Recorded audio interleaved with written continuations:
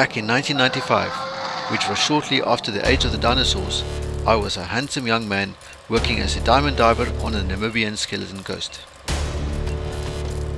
I loved the sea and sailing on the sea, so I decided to get my own boat by building one in my parents' backyard.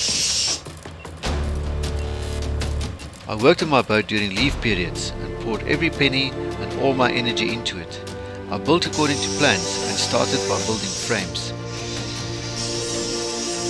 Each frame was grit blasted and painted before mounting.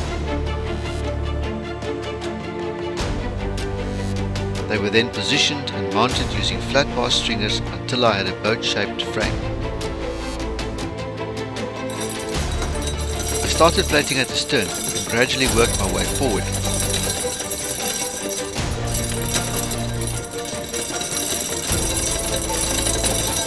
Cutting and mounting one plate at a time until eventually I reached the bow of the boat.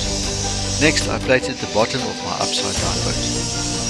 I built the boat on the east coast of South Africa but worked in Namibia, a distance of some 2,000 kilometers away. So this meant a lot of traveling to and fro by bus to enable me to work. In 1 year I did 24 trips by bus to be able to make progress.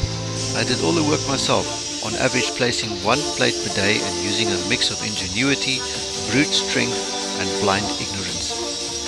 The plates were tack welded together, leaving gaps of 2 mm all round to accommodate welding, a skill I knew nothing about when I started, but rapidly had to learn as the work became more complex.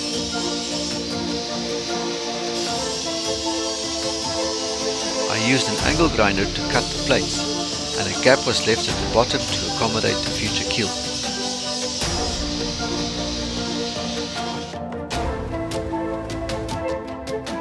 The next phase was fitting the keel, which was fashioned by wrapping 4 mm plate around an internal shape formed by 5 mm thick plate webs. The leading edge was shaped by a 70 mm steel pipe. By bending plate into curves, I achieved a huge amount of stiffening in the structure. Despite all the noise and dust, my mom still loved me and never wavered in the support of her mad son. Once the keel was complete and the whole welding was done, it was time to turn the boat over.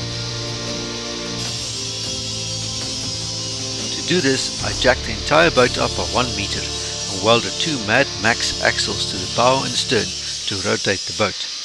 These had to be in exact alignment.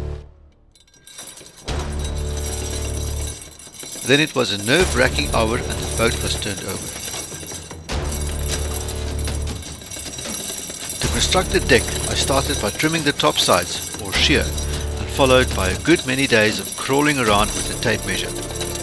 I decided on a flush deck for strength and to support the planned 2-masted Chinese junk rig.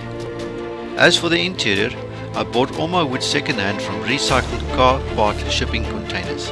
The result was called Comfortable Wood Butchery. Once in the water, Redfin would be my home for myself and my cat for the next 4 years. Finally, in July 2006, Redfin was ready.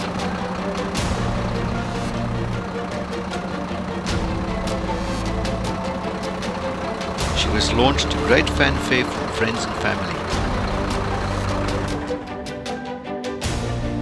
I was a happy man. As for the rig, in keeping with doing as many things by myself as possible, I decided to build a junk rig. I had the sails made out of truck tarpaulin and PVC drain pipes for battens.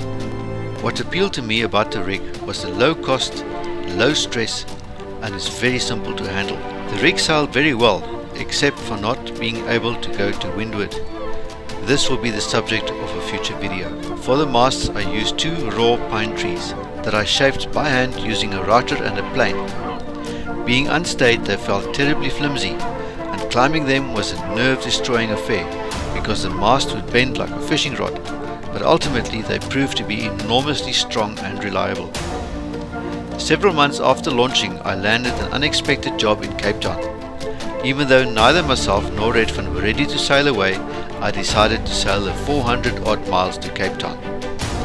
What followed was the beginning of a whole new life and new adventures with Redfin.